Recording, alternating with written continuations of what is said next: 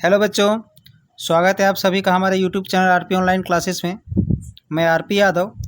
आज का इस क्लास में 11th क्लास फिजिक्स का एक मॉडल सेट लेकर के आए हैं। ठीक है, और ये जो मॉडल सेट है ये झारखंड बोर्ड के द्वारा 2022 में एग्ज़ाम देने वाले बच्चों के लिए जारी की गई है। ठीक है, यानी आज का इस क्लास में हम 11th क्लास फिजिक्स का एक मॉडल सेट लेकर के आए हैं जो 2022 में झारखंड बोर्ड के द्वारा जारी की गई थी। और इसी 2022 का इसी फिजिक्स 11th क्लास का मॉडल सेट का पहला सेट ऑलरेडी हम आप लोग को पहले ही बता दिए हैं। तो आज का इस क्लास में हम इसी का दूसरा सेट बताने वाले हैं। ठीक है, तो सबसे पहले इसका आप लोग जनरल इंट्रोडक्शन में ध्यान दोगे।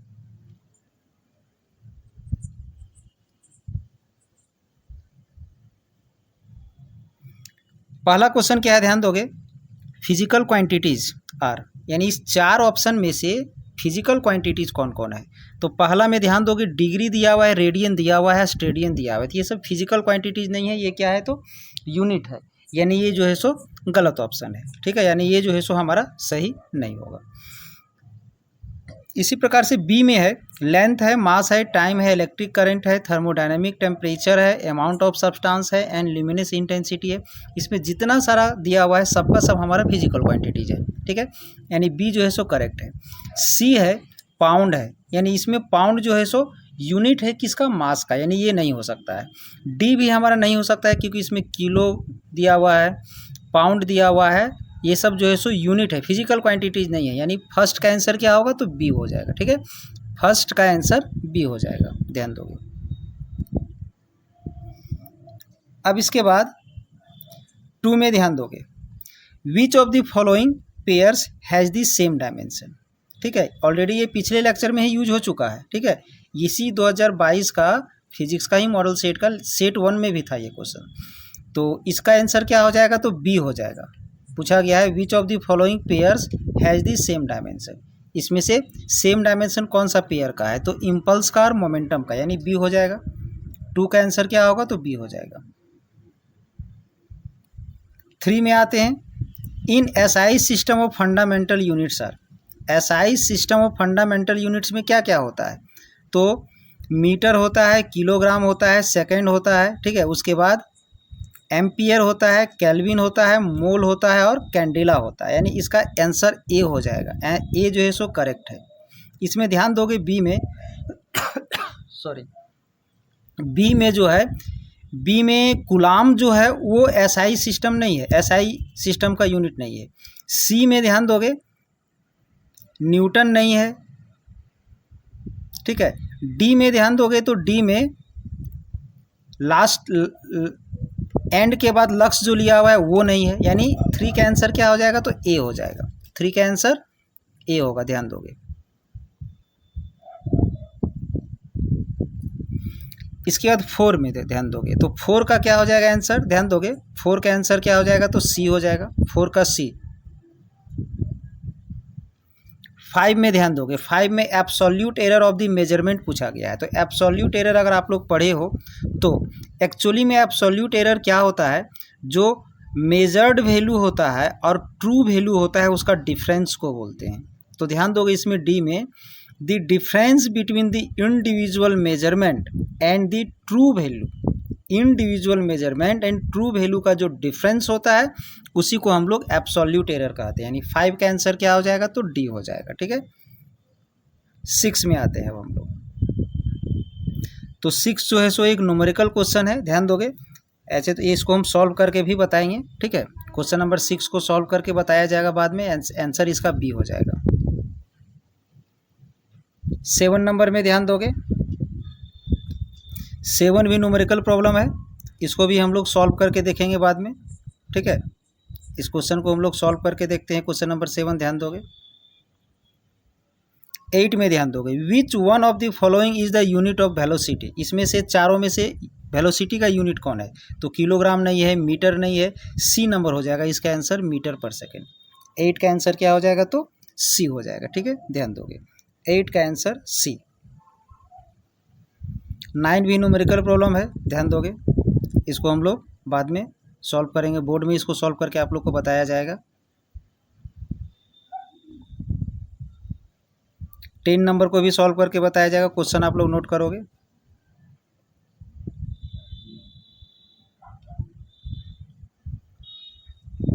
एलेवन भी सॉल्व करके बताया जाएगा, क्वेश्चन को नोट करते जाओगे आप लोग।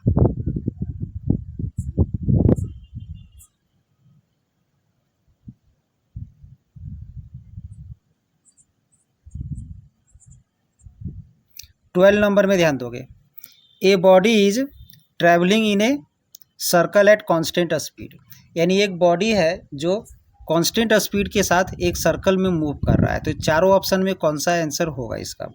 तो ए है has an inward acceleration, B में है हैज़ कांस्टेंट वेलोसिटी, सी में है हैज़ नो एक्सेलरेशन, डी में है has N outward radial acceleration. तो एक्चुअली में इसका आंसर ए होगा, ठीक है। एक्चुअली में यहाँ थोड़ा सा और बेटर हो सकता था आंसर इसका, has an inward radial acceleration ज़्यादा बेटर होता, फिर भी इनवर्ड एक्सेलरेशन ही होता है, ठीक है, जो सेंटर की ओर लगता है, यानी 12 का आंसर ए हो जाएगा।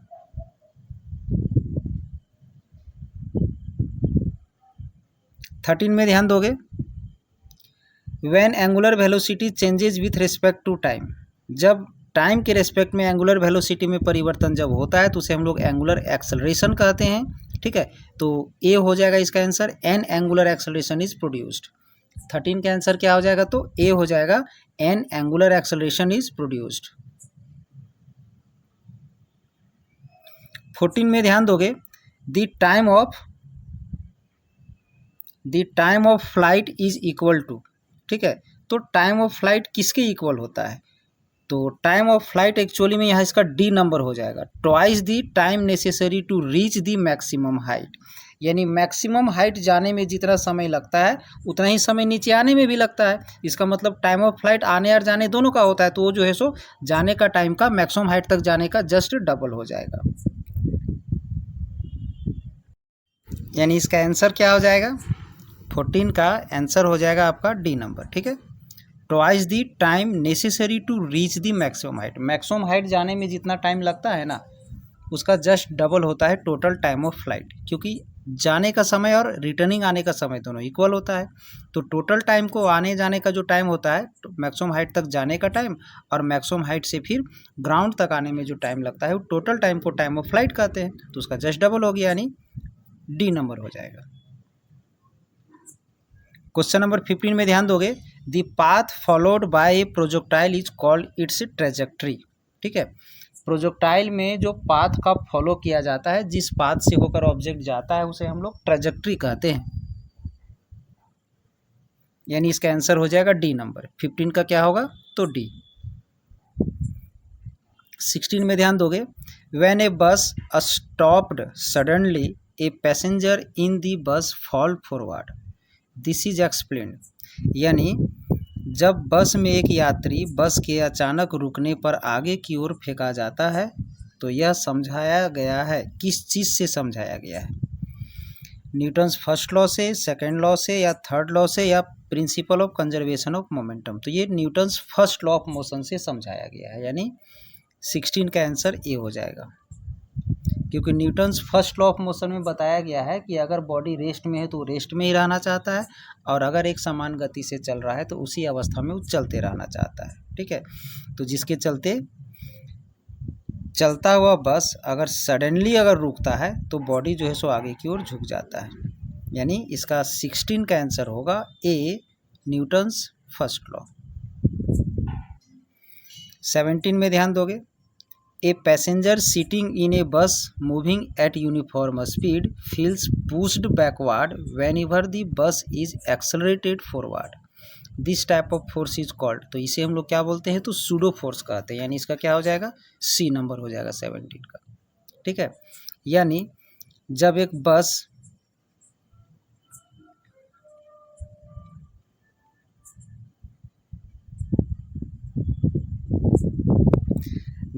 बस आगे की ओर त्वरित होता है, आगे की ओर मूव करता है, तो पैसेंजर नीचे पीछे की ओर झुकता है, उस वक्त जो उस पर जो फोर्स लगता है वो एक प्रकार से काल्पनिक फोर्स है, ठीक है। यानी इसका आंसर हो जाएगा सी नंबर, 17 का सी हो जाएगा। क्वेश्चन नंबर 18, तो क्वेश्चन नंबर 18 जो है आप लोग को सॉल्व करके बताया जाएगा, ध्यान दोगे।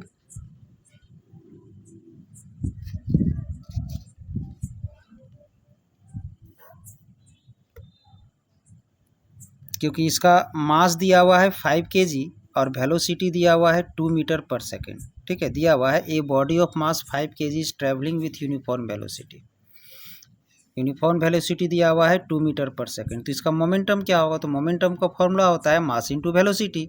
तो 5 इंटू 2 हो जाएगा, दैट इज 10 हो जाएगा। तो 10 kg मीटर पर सेकेंड यानी 18 का ए हो जाएगा। ठीक है, 18 का आंसर क्या हो जाएगा, तो ए हो जाएगा।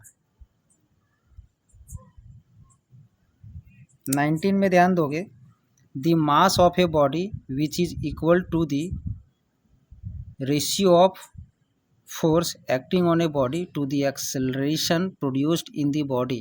तो इसे हम लोग क्या बोलते हैं, तो इसे हम लोग इनर्शियल मास कहते हैं। क्योंकि Newton second law of motion में पढ़े हो गए F equal to M A. तो वहाँ से ए का मान होता है F बाई ए। तो वो जो मास होता है वो इनर्शियल मास कहलाता है। ठीक है, वो क्या कहलाता है, इनर्शियल मास कहलाता है। यानी 18 का आंसर हो जाएगा डी नंबर।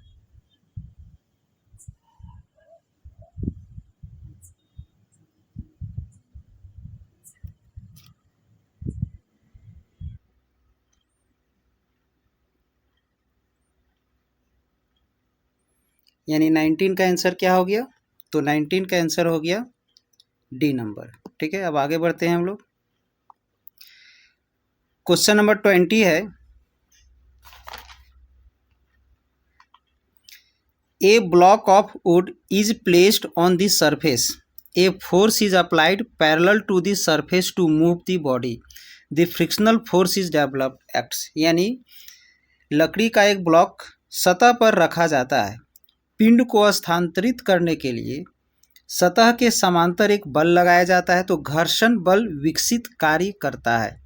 यानी घर्षण बल जो है, फ्रिक्शनल फोर्स जो है कि किधर लगेगा, normal to the surface upward या normal to the surface downward, या along the direction of the applied force, या opposite to the direction of the applied force. तो आप लोग अगर फ्रिक्शन पढ़े हो तो फ्रिक्शन हमेशा opposite to the direction of applied force, applied force के हमेशा डायरेक्शन के ऑपोजिट लगता है। यानी 20 का आंसर हो जाएगा डी नंबर। ठीक है, क्वेश्चन नंबर 20 का क्या होगा, तो डी नंबर हो जाएगा। अब ध्यान दोगे क्वेश्चन नंबर 21 में,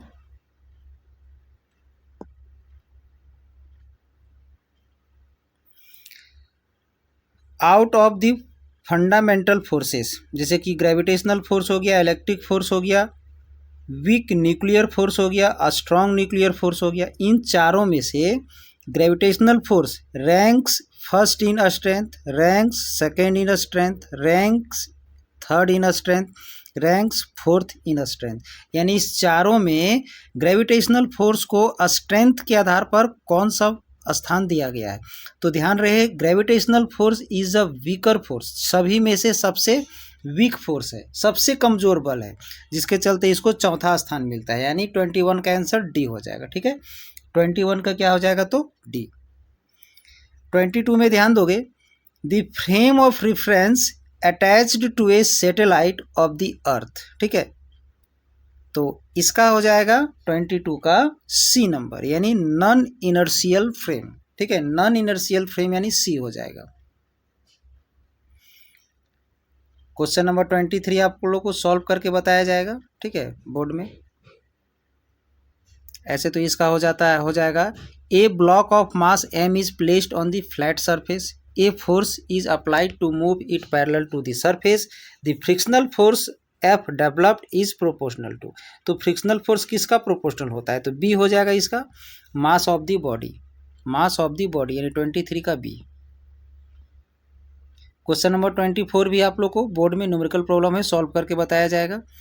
25 भी सॉल्व करके बताया जाएगा, क्वेश्चन को नोट कर लेना है एक बार।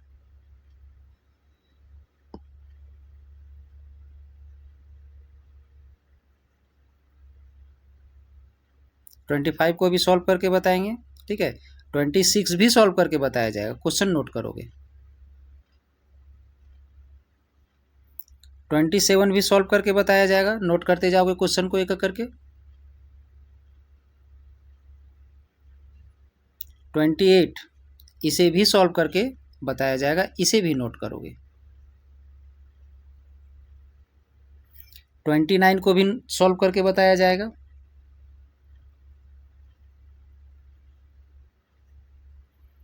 30 को भी सॉल्व करके बताया जाएगा। आगे का जितने सारे क्वेश्चन हैं लगभग सभी को सॉल्व करके ही बताएंगे। सभी न्यूमेरिकल प्रॉब्लम है, नोट करते जाओगे क्वेश्चन एक बार।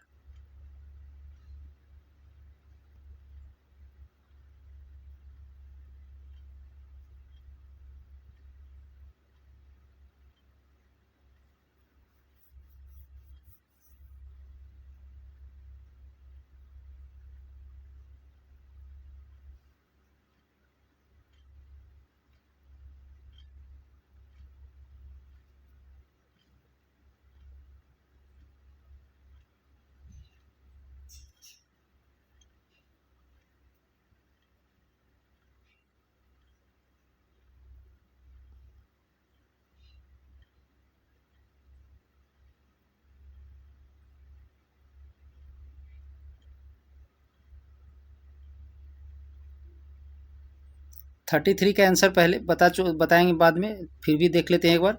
Moment of inertia depends on, किस पर डिपेंड करता है? तो डिस्ट्रीब्यूशन ऑफ द पार्टिकल पर भी डिपेंड करता है, मास पर भी डिपेंड करता है, position of axis of rotation पर भी डिपेंड करता है। यानी इसका आंसर डी हो जाएगा, ऑल ऑफ दिस।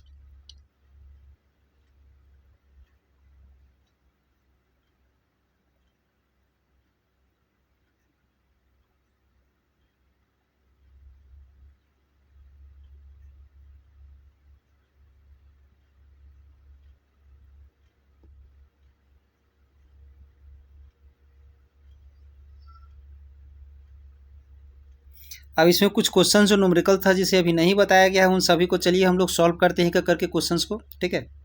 सभी क्वेश्चन को एक एक करके सॉल्व किया जाएगा।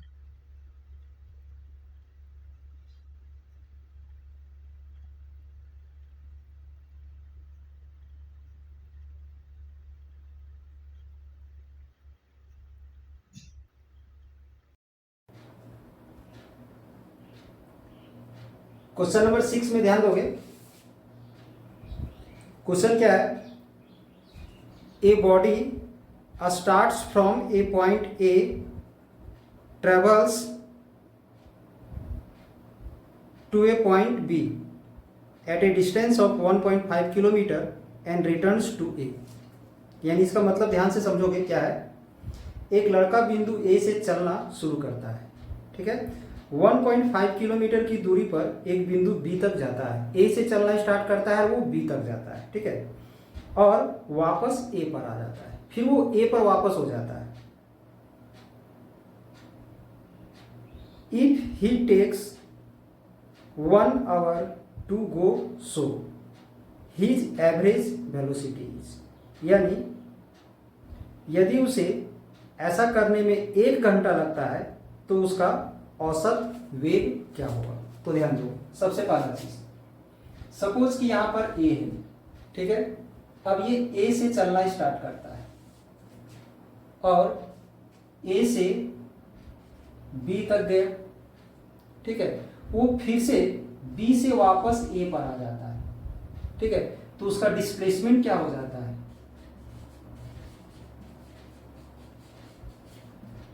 डिस्प्लेसमेंट हो जाता है 0, ठीक है? ध्यान रहे ये क्वेश्चन नंबर 6 है। टाइम कितना दिया गया है? तो टाइम है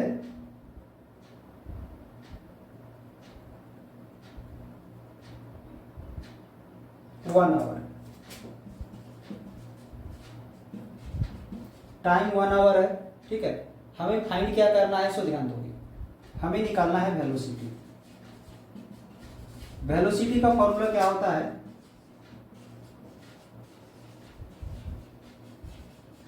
डिस्प्लेसमेंट बाय टाइम।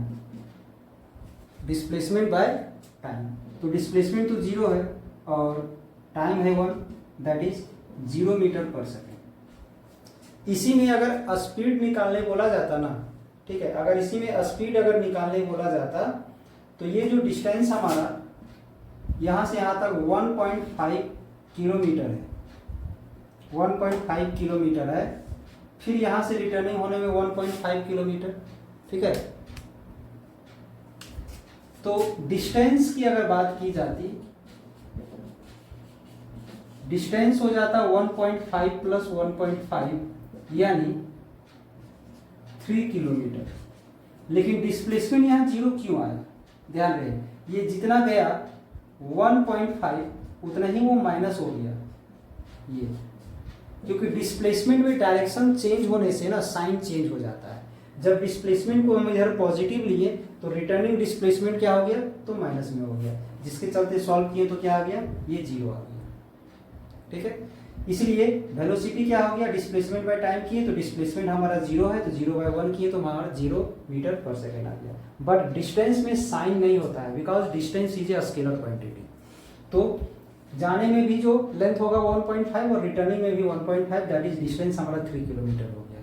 अगर यहाँ पर निकालना रहता स्पीड तो पहले इसे मीटर में चेंज करते, 3 को 100,000 से मल्टीप्लाई कर देते और उसके बाद फाइंड करते तो 3000/1 ऐसा कुछ आता। ठीक है, बट यहाँ पर वेलोसिटी निकालने बोला है, इसलिए वेलोसिटी क्या हो गया, तो 0 हो गया। कंप्लीट करोगे इसे, यानी इसका आंसर क्या हो जाएगा, तो 6 का आंसर हो जाएगा बी। ठीक है, 6 का आंसर क्या हो जाएगा, तो बी हो जाएगा, आंसर इसका बी हो जाएगा। कंप्लीट करोगे इसे जरूर।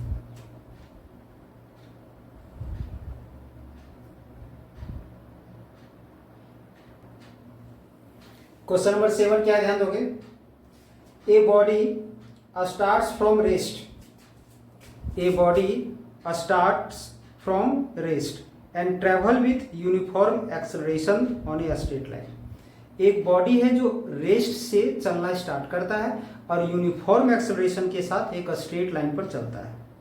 If its velocity after making a displacement of 32 metre, यानी 32 मीटर डिस्प्लेसमेंट होने के बाद इसका जो वेलोसिटी है वो क्या हो जाता है, 8 metre per second. It's acceleration is, तो उसका एक्सेलरेशन निकालना है।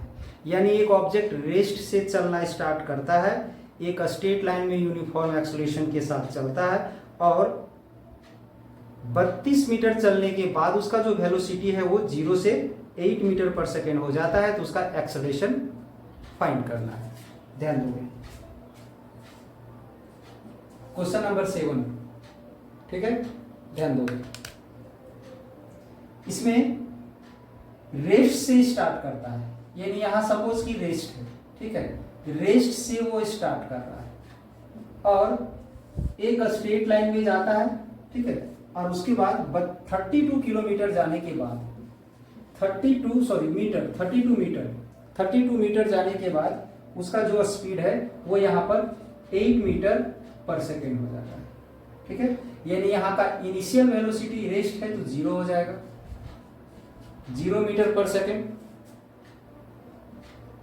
वेलोसिटी है 8 मीटर पर सेकेंड। ठीक है, डिस्प्लेसमेंट क्या है, डिस्प्लेसमेंट है 32 मीटर।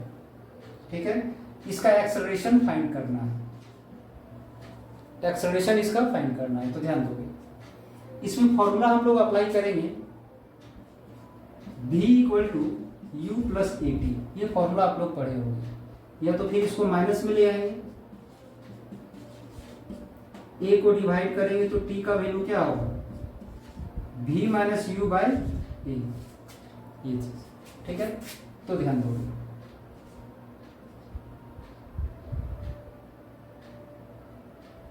सॉरी, यहां पर u दिया हुआ है, v दिया हुआ है, s दिया हुआ है, a फाइंड करना है, तो ये फॉर्मूला अप्लाई नहीं होगा। यहां अप्लाई होगा v² = u² और यहां पर आ जाएगा 2as, ये फॉर्मूला अप्लाई होगा, क्योंकि इसमें a निकालना है, डिस्प्लेसमेंट दिया हुआ, टाइम दिया हुआ नहीं था। ठीक है, तो यहां से अगर हम लोग a का वैल्यू अगर फाइंड करते हैं तो क्या आता है, सो ध्यान दो। इसको इधर माइनस में ले आएंगे, 2as = हो जाएगा v² - a²। ठीक है, अब यहां से 2s को उधर डिवाइड में कर दो,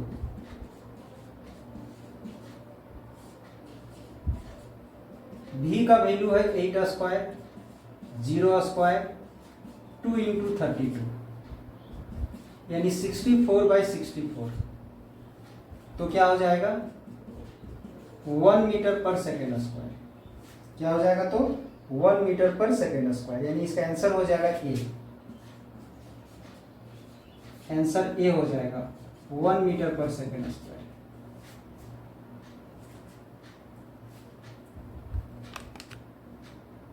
जल्दी से कंप्लीट करोगे इसे।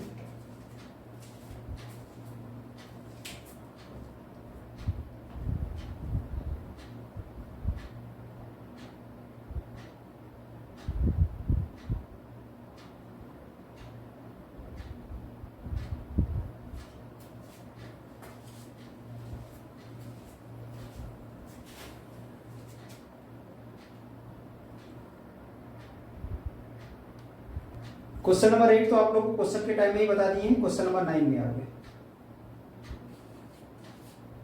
9 में क्या है ध्यान दोगे। A body starts from rest. A body starts from rest, फिर ये रेस्ट से स्टार्ट करता है and travel for 1 second with uniform acceleration of 2 metre per second square. ठीक है, रेस्ट से चलना स्टार्ट करता है, यानी इनिशियल वेलोसिटी इसका 0 है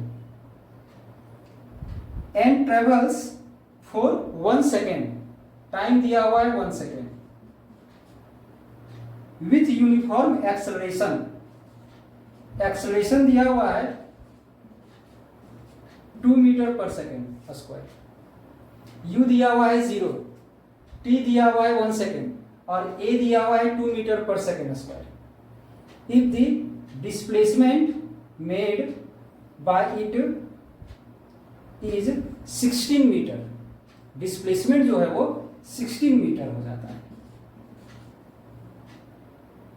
the time of travel T is, तो टाइम हमें फाइंड करना है।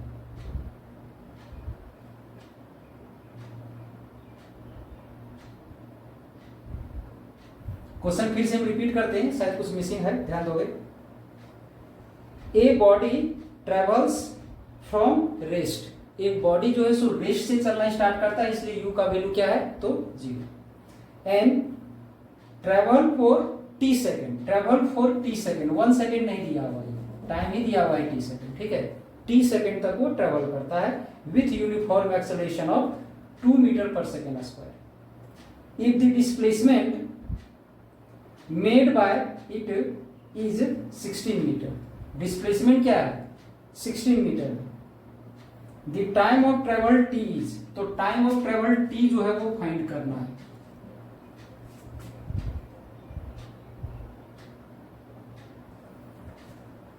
तो ध्यान दोगे, इसमें फॉर्मूला अप्लाई करोगे,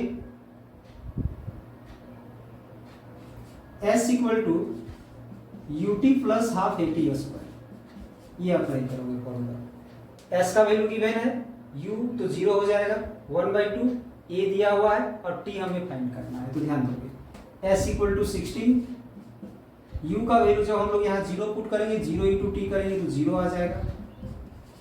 A का वैल्यू 2 दिया हुआ है और T हमें फाइंड करना है, तो ये यहाँ से कैंसिल हो गया, तो टी स्क्वायर इक्वल टू 16 आया है, तो T इक्वल टू √16 हो जाएगा। दैट इज यहाँ ऐसे तो प्लस माइनस 4 होगा, ठीक है, प्लस माइनस 4 होगा, बट टाइम कभी नेगेटिव नहीं होता है, इसलिए T इक्वल टू हो जाएगा 4 सेकेंड। T इक्वल टू कितना हो जाएगा तो 4 सेकेंड हो जाएगा, यानी 9 का आंसर हो जाएगा ए। आंसर हो जाएगा ए। जल्दी से कंप्लीट करोगे इसे।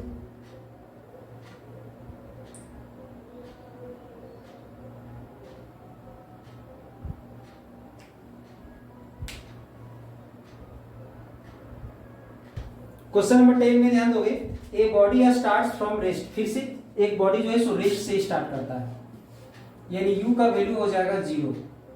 ठीक है, इसके बाद if it travels with an acceleration of 2 metre per second square, ये जिस एक्सेलरेशन से ट्रेवल करता है ए, एक्सेलरेशन क्या दिया हुआ है तो 2 metre per second square,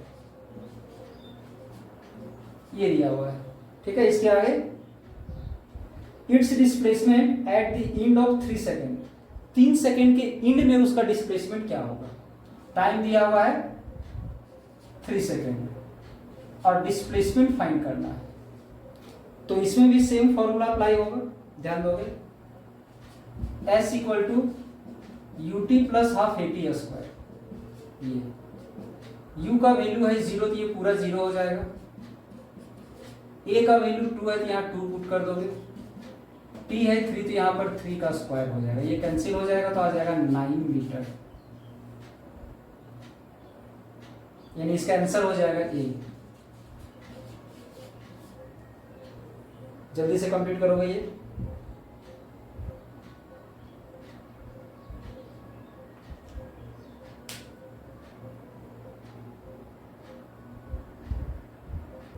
question number 12 में ध्यान दोगे।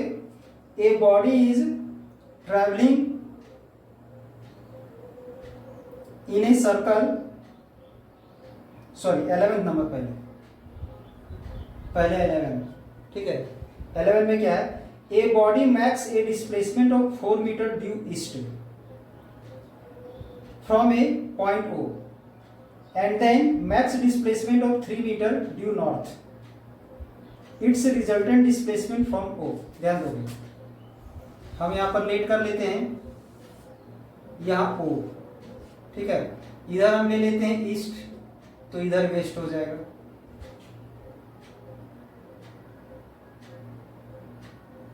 इधर साउथ और इधर नॉर्थ, ठीक है। अब ध्यान दोगे क्वेश्चन में क्या बोला गया है।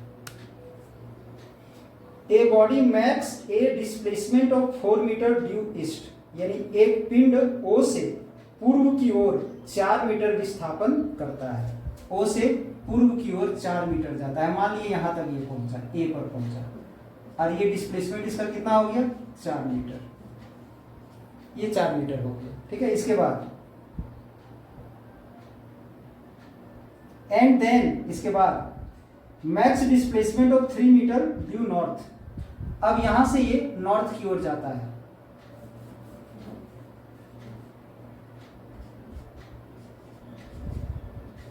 यहां से ये नॉर्थ की ओर जाता है, ठीक है।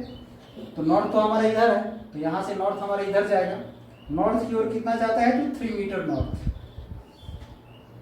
यहां बी में पहुंच गया ये डिस्टेंस कितना है, तो 3 मीटर। ये पहले ओ से चलना स्टार्ट किया, 4 मीटर ईस्ट की ओर गया, फिर वहां से जो नॉर्थ होगा उसमें 3 मीटर नॉर्थ चला गया। अब इसमें क्या फाइंड करना है, ध्यान दोगे। Its resultant displacement from O, O से उसका डिस्प्लेसमेंट, ये जो ओ है, ओ से उसका डिस्प्लेसमेंट कितना होगा,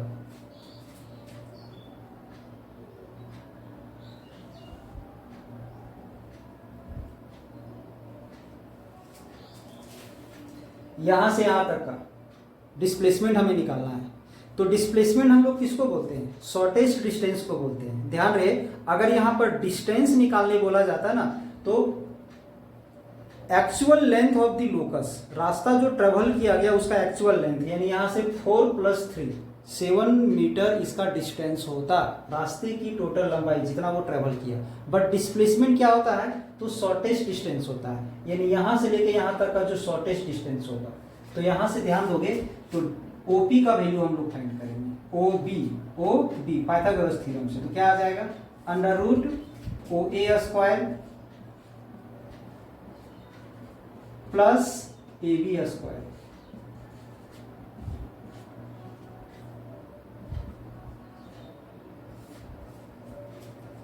OA का वैल्यू 4 मीटर, 4² प्लस AB का 3², 4 का स्क्वायर 16 और 3 का स्क्वायर 9।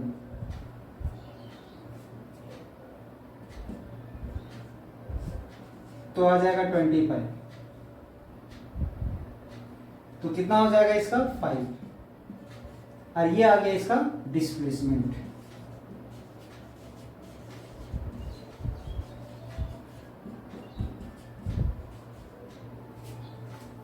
डिस्प्लेसमेंट इसका आ गया 5 मीटर, यानी इसका ऑप्शन हो जाएगा सी। आंसर इसका सी हो जाएगा। क्वेश्चन नंबर 11 का सी।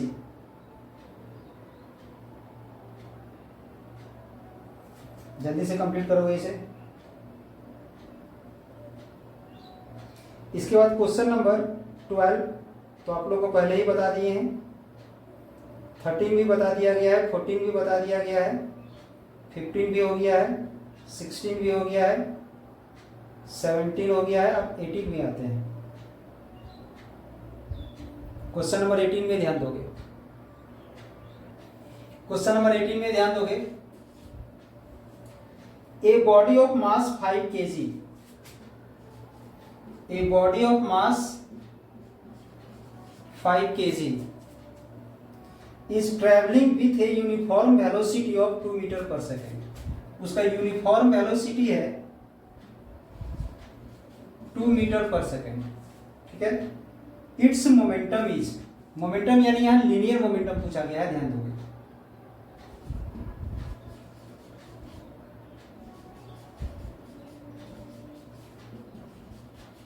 Linear momentum P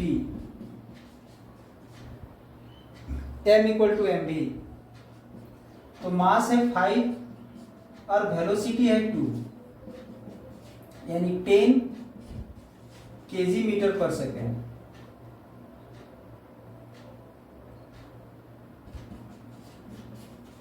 ten kg metre per second, यानी इसका आंसर हो जाएगा ए नंबर।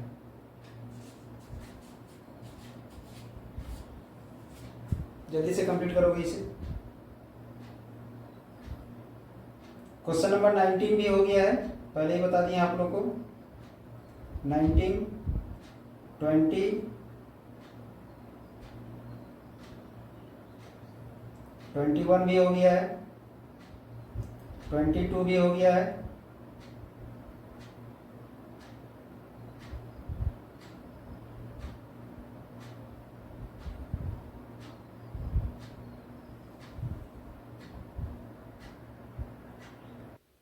23 में ध्यान दोगे। क्या है क्वेश्चन?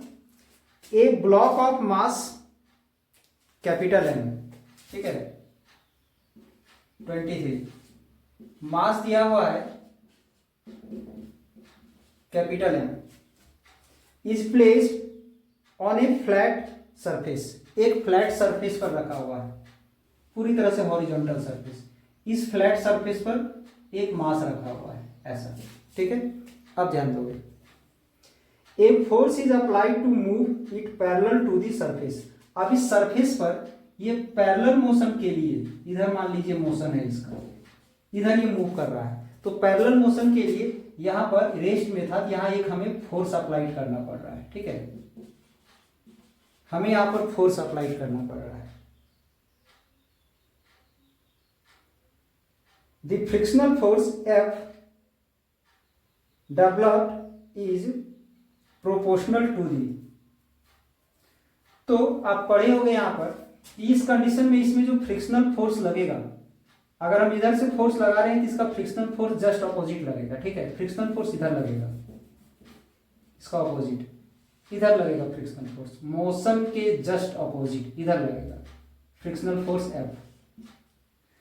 तो लॉ ऑफ लिमिटिंग फ्रिक्शन में आप लोग पढ़े होंगे कि ये जो फ्रिक्शनल फोर्स जो होता है ये डायरेक्टली प्रोपोर्शनल होता है। इसका जो नॉर्मल रिएक्शन जो होता है, ये जो नॉर्मल रिएक्शन जो होता है उसका डायरेक्टली प्रोपोर्शनल होता है, ठीक है। डायरेक्टली प्रोपोर्शनल टू R, ठीक है। और इन इक्विलिब्रियम ये जो नॉर्मल रिएक्शन है इसका वेट के बराबर होगा। मास चूंकि यहां पर हम कैपिटल M लिए हैं ना, इसलिए M इंटू जी इसका प्रोपोर्शनल बराबर होता है, R के बराबर ये आ जाएगा।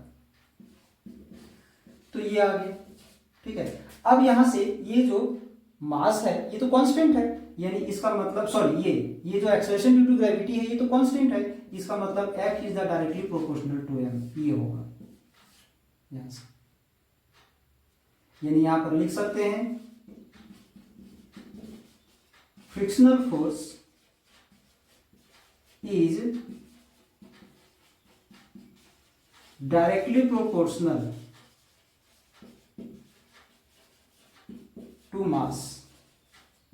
मास का डायरेक्टली प्रोपोर्शनल होगा, यानी इसका आंसर क्या हो जाएगा, ध्यान दोगे। तो इसका आंसर हो जाएगा बी नंबर। इसका आंसर क्या हो जाएगा, मास ऑफ द बॉडी, यानी बॉडी का जो मास है उसका डायरेक्टली प्रोपोर्शनल होगा। कंप्लीट करोगे इसे जल्दी से।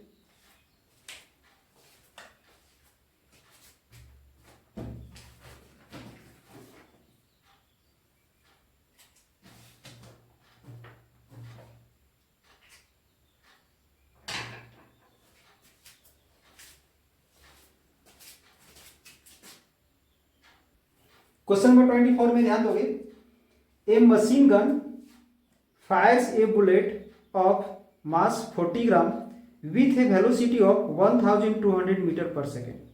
ठीक है, यानी एक machine gun 1200 metre per second के वेग से 40 ग्राम द्रव्यमान की गोली को चलाती है। यानी 40 ग्राम का एक गोली है जो बंदूक से बाहर निकलने के बाद वो 1200 मीटर पर सेकेंड की स्पीड से चलता है। The man holding it and exert a maximum force on 144 Newton on the gun। यानी गन के द्वारा गन चलाने वाले व्यक्ति पर जो फोर्स लगता है वो 144 न्यूटन का फोर्स लगता है। How many bullets can be fired पर सेकेंड एट द मोस्ट, यानी पर सेकेंड कितना बुलेट वहां से फायर्ड हो रहा है वो बताना है, यानी प्रति सेकेंड अधिक से अधिक कितनी गोलियां चला सकता है। तो ध्यान दो,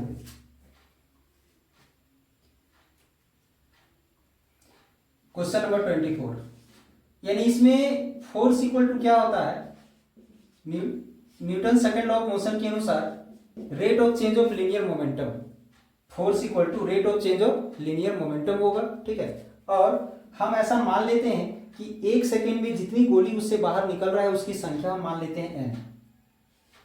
late n equal to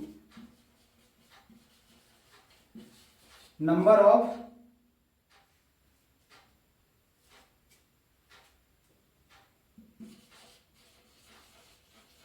bullets fire per second.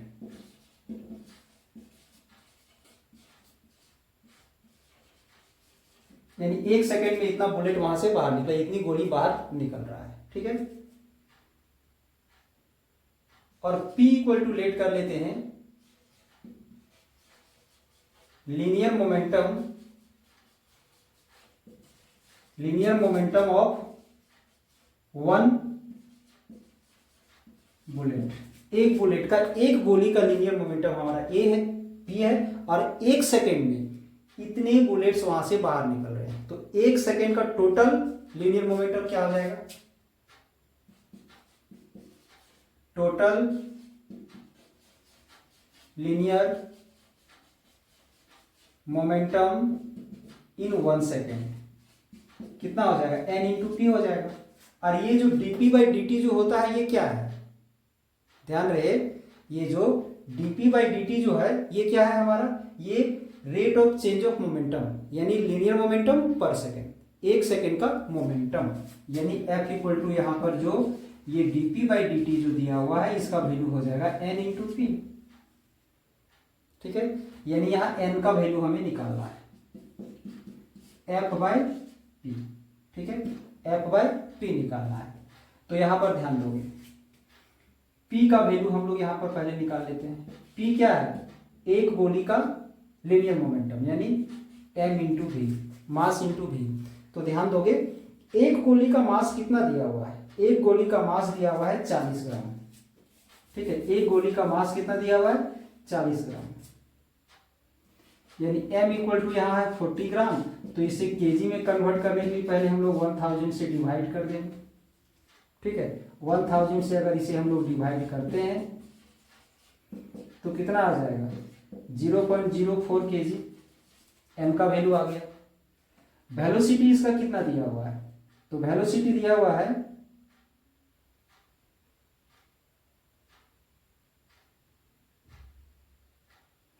1200 metre per second. ठीक है, अब यहां फॉर्मूला अप्लाई कर दोगे, फोर्स है 144, ठीक है। पी का वैल्यू हो जाएगा एम भी, ठीक है। पी का वैल्यू क्या हो जाएगा, तो एम भी हो जाएगा।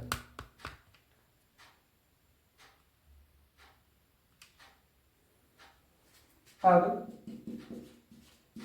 एम का वैल्यू क्या है, तो 0.04। भी का वैल्यू क्या है, तो ये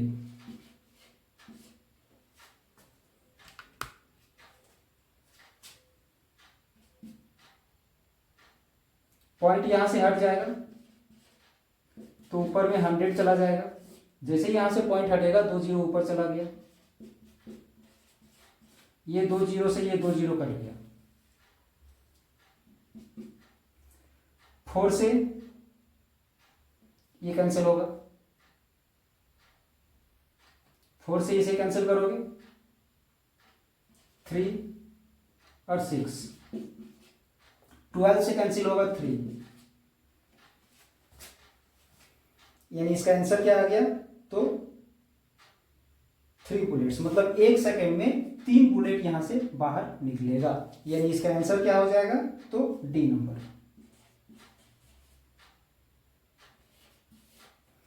आंसर इसका हो जाएगा डी नंबर। जल्दी से कंप्लीट करोगे इसे।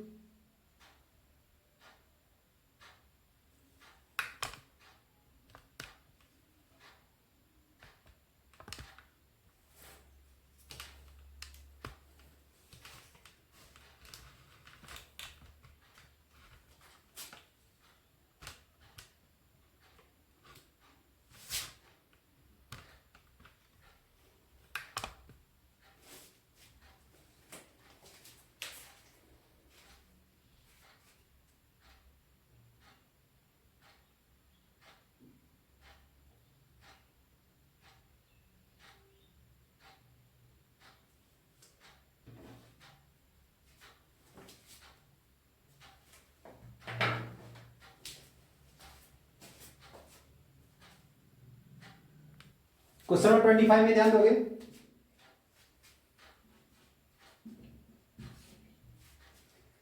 ए body of mass 10 kg, mass दिया हुआ है 10 kg,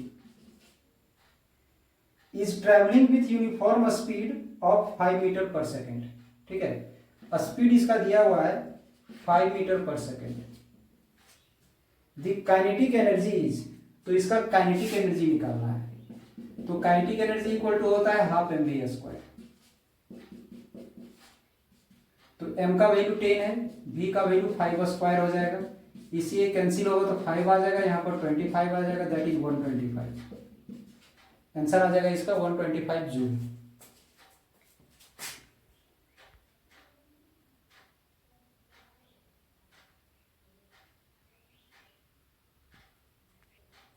ये 25 का आंसर क्या आया था, 25 का आंसर आया था बी नंबर 125, ठीक है।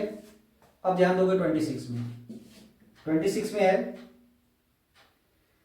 ए क्वांटिटी ऑफ वर्क, वर्क दिया हुआ है, वर्क दिया हुआ है 1000 जूल, ठीक है। Is done in 2 second, time दिया हुआ है 2 सेकेंड। पावर इसका फाइंड करना है, ठीक है। इसका क्या फाइंड करना है, पावर। तो P का होता है W बाई टी, यानी 1000 बाई 2 दैट इज 500 वाट, ठीक है। यानी इसका क्या आ जाएगा आंसर 500 वाट, यानी डी नंबर। इसका आंसर आ जाएगा डी नंबर। 27 में ध्यान दोगे।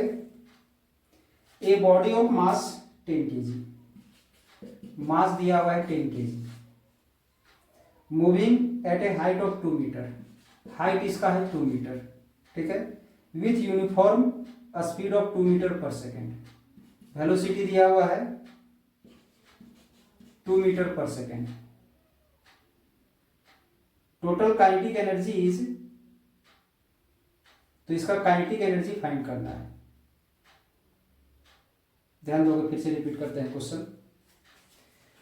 A body of mass 10 kg, 10 kg का एक बॉडी है जो moving at a height of 2 metre, 2 metre की ऊंचाई पर वो मूव कर रहा है, with uniform speed of 2 metre per second, 2 metre per second के स्पीड से मूव कर रहा है। तो इट्स टोटल एनर्जी इज, तो इसका टोटल एनर्जी जो है सो फाइंड करना है। तो ध्यान दोगे यहाँ पर एक ऑब्जेक्ट है जो 2 मीटर की ऊंचाई पर है यहाँ पर, ठीक है, और वेलोसिटी है इसका 2 मीटर पर सेकेंड। ध्यान से समझोगे, ग्राउंड लेवल से 2 मीटर की ऊंचाई पर है, इसका मतलब इसका पोटेंशियल एनर्जी होगा, और वेलोसिटी के साथ मूव कर रहा है मतलब इसका काइनेटिक एनर्जी भी होगा, और हमें टोटल एनर्जी फाइंड करना है। तो टोटल एनर्जी इसका क्या होगा, सो ध्यान दोगे, टोटल एनर्जी इसका हो जाएगा potential energy plus kinetic energy, ठीक है। अब पोटेंशियल एनर्जी होता है mgh और काइनेटिक एनर्जी होता है हाफ mv²। अब इसको सॉल्व कर दोगे, इसका आंसर आ जाएगा। तो ध्यान दोगे,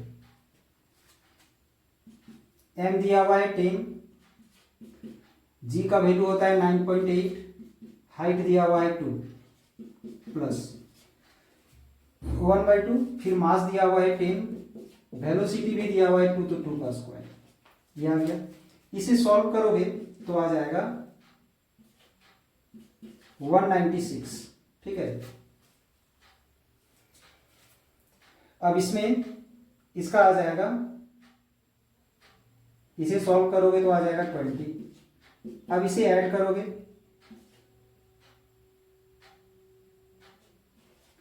टू 216 जूल, ठीक है, यानी इसका आंसर क्या आ जाएगा 216 जूल, यानी इसका आंसर हो जाएगा बी नंबर।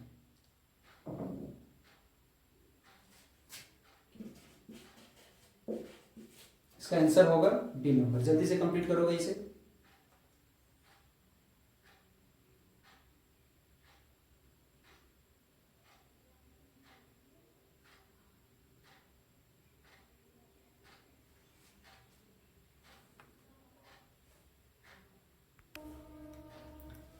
क्वेश्चन नंबर 28 में ध्यान दोगे,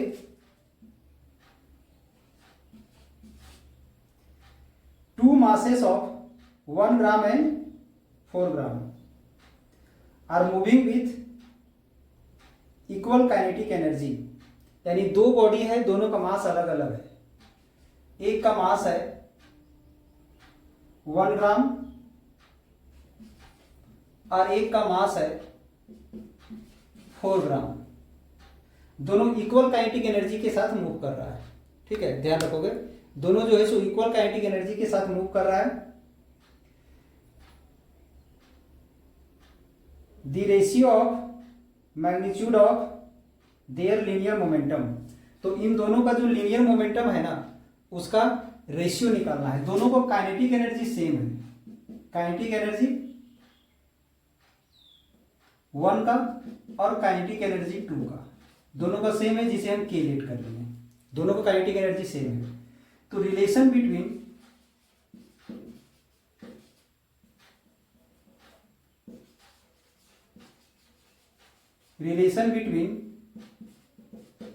kinetic energy and linear momentum पढ़े होंगे, और नहीं तो पिछले वाले लेक्चर में हम बताए होंगे। ध्यान दोगे, K इक्वल टू p²/2m, ये बताया गया है, ठीक है। ये काइनेटिक एनर्जी है, ये लीनियर मोमेंटम है और ये मास है, ये बताया गया है। तो यहां से हमें क्या फाइंड करना था, तो मास ऑफ द मोमेंटम, ठीक है। तो यहां से अगर हम p का वैल्यू फाइंड करते हैं तो ये इधर मल्टीप्लाई हो जाएगा, p² equal to 2m K आ जाएगा। ये जो स्क्वायर है इधर अंडर रूट हो जाएगा, ये आ गया, ठीक है। अब दोनों का मोमेंटम का रेशियो हमें फाइंड करना है। तो ध्यान दोगे, यहां से अगर हम P1/P2 फाइंड करते हैं, P1 के यहां पर क्या आ जाएगा, अंडर रूट 2m1 इंटू के, और यहां पर आ जाएगा 2m2k। तो ध्यान दें, 2 के जहां पर तो 2 आ गया, मास क्या है, एक का m1 और एक का m2, तो मास में हम m1 m2 कर दिए, बट काइनेटिक एनर्जी दोनों का सेम रहने दी। यहाँ से 2 से 2 कैंसिल हो जाएगा, k से k कैंसिल हो जाएगा, और यहाँ पर होल अंडर रूट आ जाएगा m1/m2, ये आ जाएगा m1/m2 आ जाएगा। मास एक का 1 दिया हुआ है और एक का 4 दिया हुआ है, ये रूट से बाहर अगर आता है तो क्या आ जाएगा 1/2, यानी 1:2 आ गया रेशियो। लीनियर मोमेंटम का रेशियो क्या आ गया 1:2, यानी 28 का आंसर क्या हो जाएगा तो बी नंबर, इसका आंसर होगा बी। जल्दी से कंप्लीट करोगे इसे।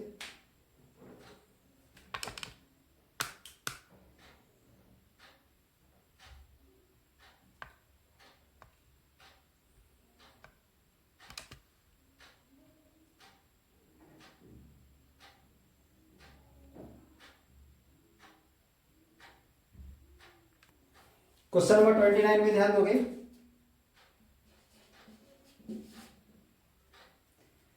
ए body of mass 100 gram, sorry 100 KG, mass दिया हुआ है 100 KG, falling from a height of 10 metre, 10 metre की ऊंचाई से वो गिर रहा है। Its increase in kinetic energy निकालना है, ध्यान दोगे। तो यहां पर इंक्रीज इन काइनेटिक एनर्जी,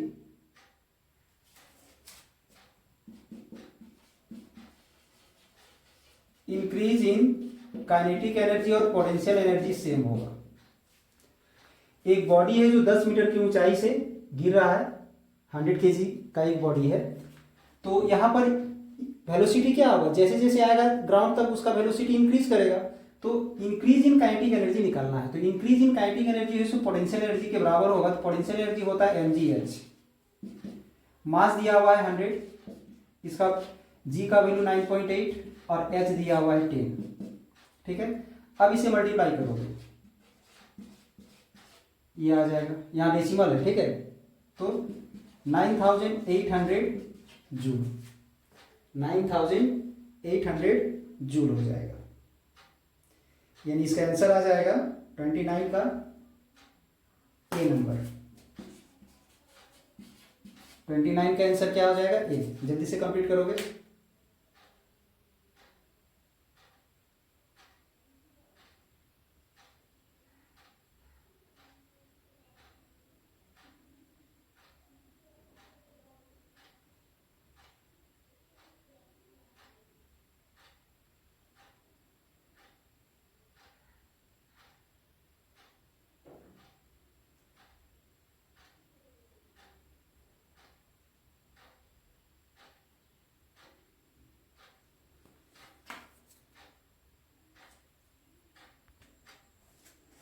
ध्यान दोगे, क्वेश्चन नंबर 30 है। A body of mass, sorry, a body of moment of inertia 3 kg metre square, यानी मोमेंट ऑफ इनर्शिया बॉडी का दिया हुआ है 3 kg metre square, rotating with an angular velocity 2 radian per second. और इसका angular velocity क्या दिया हुआ है तो 2 रेडियन पर सेकेंड। इसके बाद has the same kinetic energy as mass of 12 kg moving with a velocity of, यानी एक अनदर बॉडी है, ठीक है। ध्यान दोगे, क्वेश्चन फिर से हम रिपीट कर रहे हैं। A body of moment of inertia 3 kg metre square, एक बॉडी है जिसका moment of inertia 3 kg metre square दिया हुआ है, rotating with an angular velocity of 2 radian per second, जो कि 2 रेडियन पर सेकेंड का एंगुलर वेलोसिटी से रोटेट कर रहा है, ठीक है।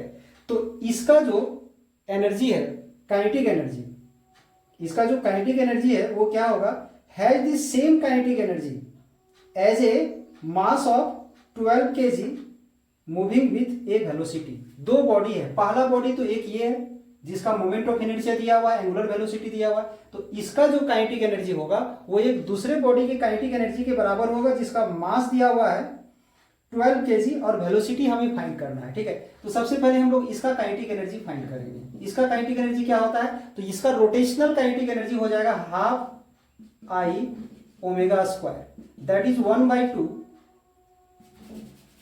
और सेकेंड वाले बॉडी जो है हमारा, जिसका मास दिया हुआ है,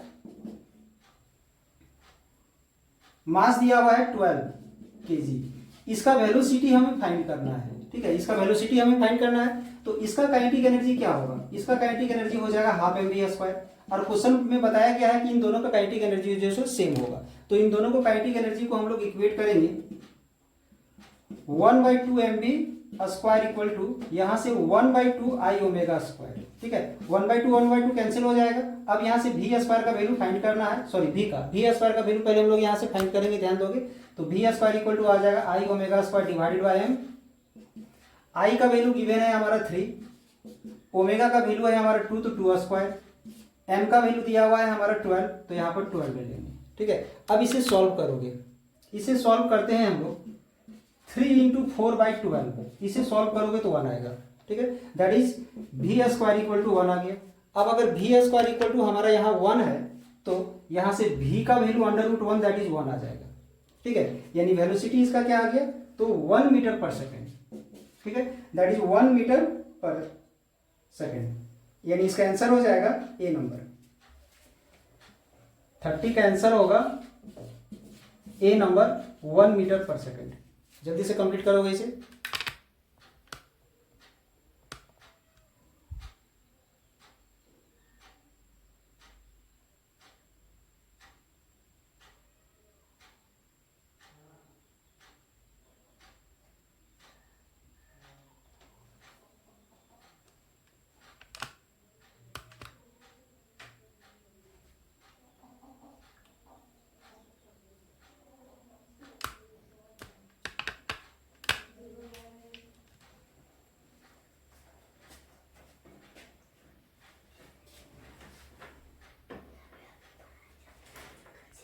ध्यान दोगे, नेक्स्ट क्वेश्चन क्या है, ए particle performing uniform circular motion, ठीक है। एक पार्टिकल जो है उसमें यूनिफॉर्म सर्कुलर मोशन हो रहा है, ठीक है।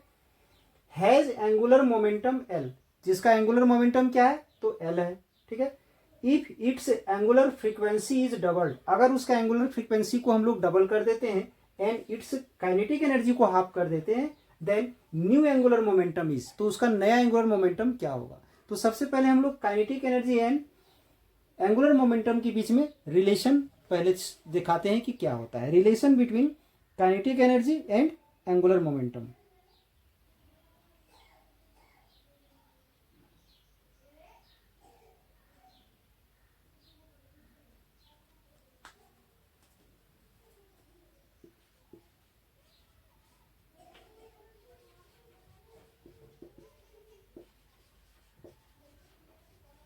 रिलेशन बिटवीन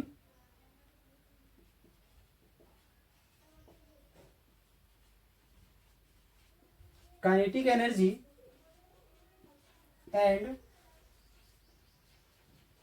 एंगुलर मोमेंटम, ठीक है। काइनेटिक एनर्जी हम लोग के मान लेते हैं और एंगुलर मोमेंटम को एल लेट कर लेते हैं। इसके बीच में हमें रिलेशन दिखाना है सबसे पहले। तो रोटेशनल मोशन के लिए जो काइनेटिक एनर्जी हमें पिछला क्वेश्चन में जैसे हम लोग यूज किए थे काइनेटिक एनर्जी, तो 1/2 आई ओमेगा स्क्वायर होता है, याद रखोगे ये सब। लीनियर मोशन के लिए जो काइनेटिक एनर्जी होता है वो हाफ एम वी स्क्वायर होता है, बट रोटेशनल काइनेटिक एनर्जी जो होता है 1/2 आई ओमेगा स्क्वायर होता है, ठीक है। तो यहां से हम लोग क्या करते हैं, काइनेटिक एनर्जी को के लेट कर लेते हैं, ये आ गया। अब इस इक्वेशन से हम लोग सबसे पहले आई का वैल्यू फाइंड करते हैं, इसे मल्टीप्लाई करोगे और इसको डिवाइड कर दोगे तो आ जाएगा 2k/ओमेगा स्क्वायर इक्वल टू आई, आई का वैल्यू आ गया। अब हम लोग यहां पर एंगुलर मोमेंटम फाइंड करते हैं, तो एंगुलर मोमेंटम क्या होता है, तो आई ओमेगा होता है।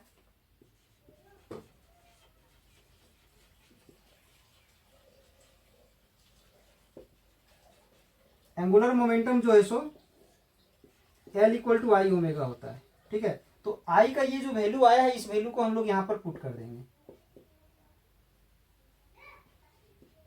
2k/ओमेगा स्क्वायर, किसका वैल्यू, आई, आई का ये जो वैल्यू आया है आई के जहां पर पुट कर दिए, इंटू में ओमेगा भी है, ये कैंसिल हो जाएगा तो क्या आ जाएगा, एल इक्वल टू 2k/ओमेगा।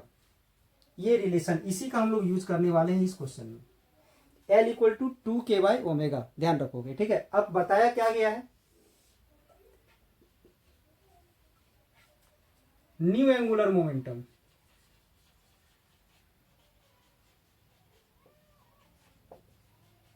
नया angular momentum that is L1 हम फाइंड करते हैं। तो इसके लिए क्या हो जाएगा, काइनेटिक एनर्जी को क्या करना है, काइनेटिक एनर्जी को हाफ कर देना है, तो जहां पर k है वहां पर k/2 हो जाएगा।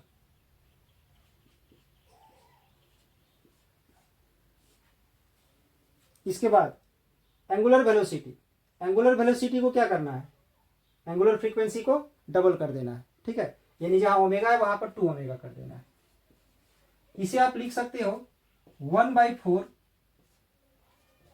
2k/ओमेगा, ऐसा। ये 2 जो है इससे मल्टीप्लाई हो जाएगा तो 1/4 हो जाएगा और आ जाएगा ये रिजल्ट। अब इसका वैल्यू क्या है तो ध्यान दोगे, यहाँ पर क्या है तो L है, यानी यहाँ पर क्या आ जाएगा L1 इक्वल टू आ जाएगा 1/4 L, यानी L का 1/4 हो गया। क्या हो गया, L का 1/4 हो गया। तो यानी इसका आंसर हो जाएगा आपका 31 का L/4, यानी बी नंबर L/4, L/4 यानी ये है जो इसका आंसर है वो बी नंबर हो जाएगा। कंप्लीट करोगे जल्दी से इसको।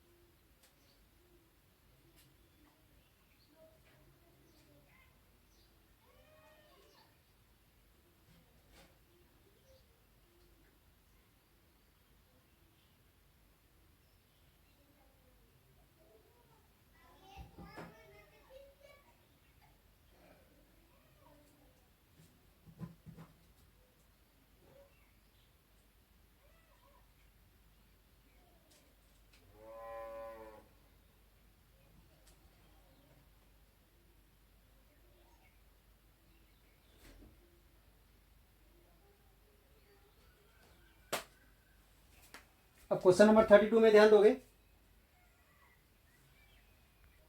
क्वेश्चन नंबर 32 में a thin uniform circular ring is rolling down an inclined plane of inclination 30 degree without slipping, its linear acceleration along the inclined plane will B.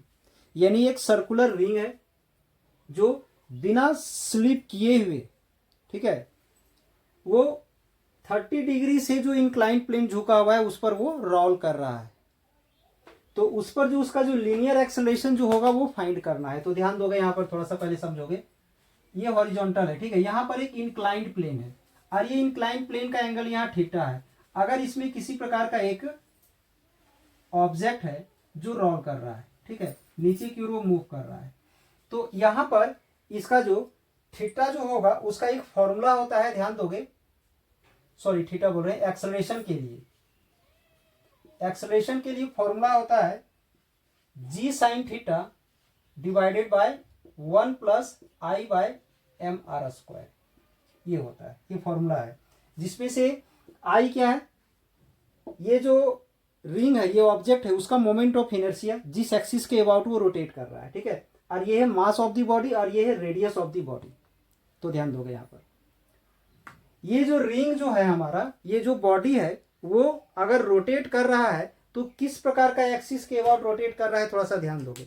अगर वो रिंग है तो ये सपोज कि ये रिंग है, तो रिंग के सेंटर से जो उसका प्लेन के परपेंडिकुलर जो एक्सिस जाएगा ना, उसके उस एक्सिस के अबाउट रोटेट कर रहा है। तो यहां पर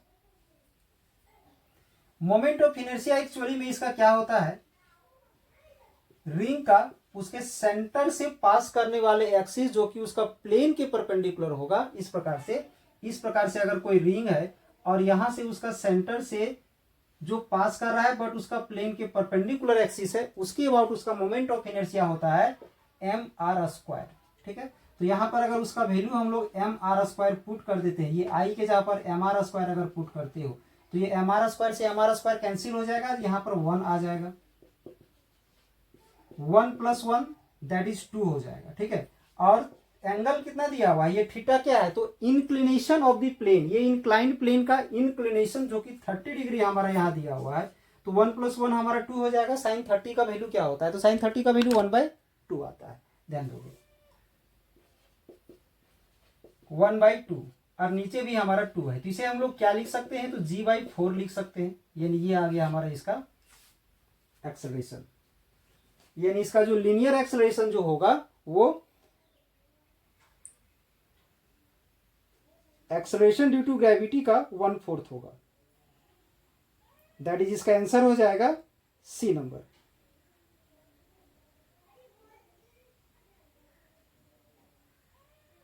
कंप्लीट करोगे जल्दी से इसे,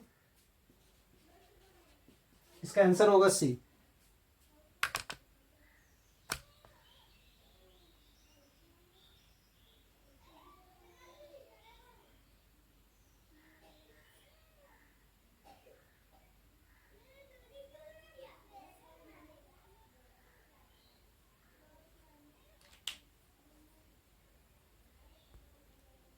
इसके बाद क्वेश्चन नंबर 33 क्या है, ध्यान दोगे, ये पिछले लेक्चर में भी यूज हुआ था। Moment of inertia depends upon, moment of inertia depends upon, ठीक है, यानी किन किन चीजों पर डिपेंड करता है, ऑप्शन में ध्यान दोगे। पहला है distribution of particles, mass and position of axis of rotation, तो तीनों चीजों पर ये डिपेंड करता है। और डी में ऑप्शन है ऑल ऑफ दीज, यानी इसका आंसर क्या हो जाएगा, तो ऑल ऑफ दीज हो जाएगा, यानी 33 का आंसर हो जाएगा डी नंबर। 33 का आंसर क्या होगा, तो डी नंबर हो जाएगा। 34 में ध्यान दोगे,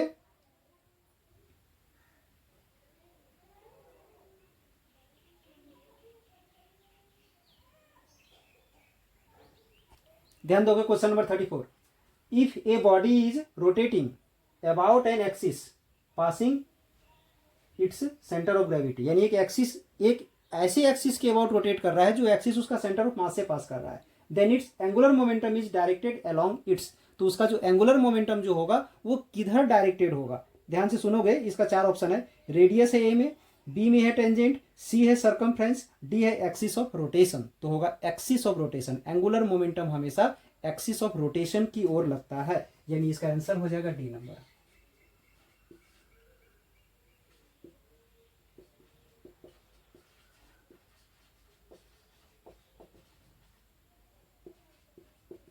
थर्टी 35 में ध्यान दोगे,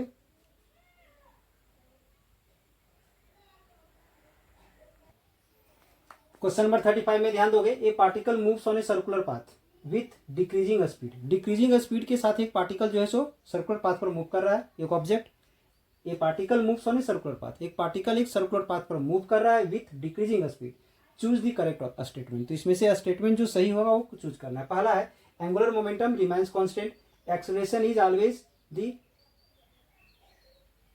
acceleration is towards the center, particle moves on a spiral with decreasing radius, the direction of angular momentum remains constant, ठीक है, तो ध्यान दोगे।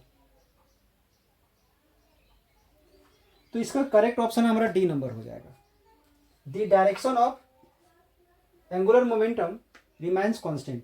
इसका रीजन क्या है, क्योंकि एंगुलर मोमेंटम, जब कोई बॉडी सर्कुलर मोशन करता है तो उसका एंगुलर मोमेंटम क्या किधर लगता है, तो उसका एक्सिस के अराउंड लगता है, एक्सिस के डायरेक्शन में लगता है, ठीक है। एक्सिस तो हमारा चेंज हो नहीं रहा है, ठीक है, एक्सिस तो हमारा चेंज हो नहीं रहा है, सेंटर चेंज हो नहीं रहा है, सिर्फ उसका रेडियस धीरे धीरे धीरे डिक्रीज हो रहा है, मतलब उसमें क्या हो रहा है कि स्पीड कम होते चले जा रहा है, तो एक्सिस चेंज नहीं हो रहा है, तो एंगुलर मोमेंटम का डायरेक्शन भी हमारा चेंज नहीं होगा। जब कोई भी सर्कुलर मोशन होता है और वहां पर एंगुलर मोमेंटम लगता है तो एंगुलर मोमेंटम का डायरेक्शन उसका एक्सिस के डायरेक्शन में होता है, तो एक्सिस तो चेंज नहीं हो रहा है, इसलिए direction of angular momentum remains constant, उसका डायरेक्शन जो है सो कांस्टेंट होगा, यानी इसका आंसर हो जाएगा हमारा डी नंबर, ठीक है।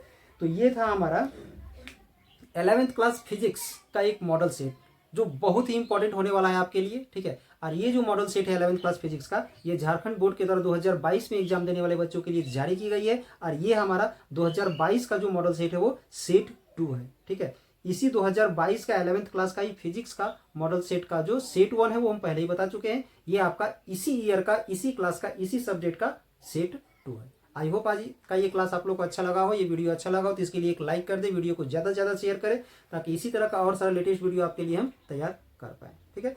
चलिए, इस चैनल से आप लोग को जुड़ने के लिए धन्यवाद। अब नए वीडियो के साथ हम फिर से नया क्वेश्चन के साथ आएंगे।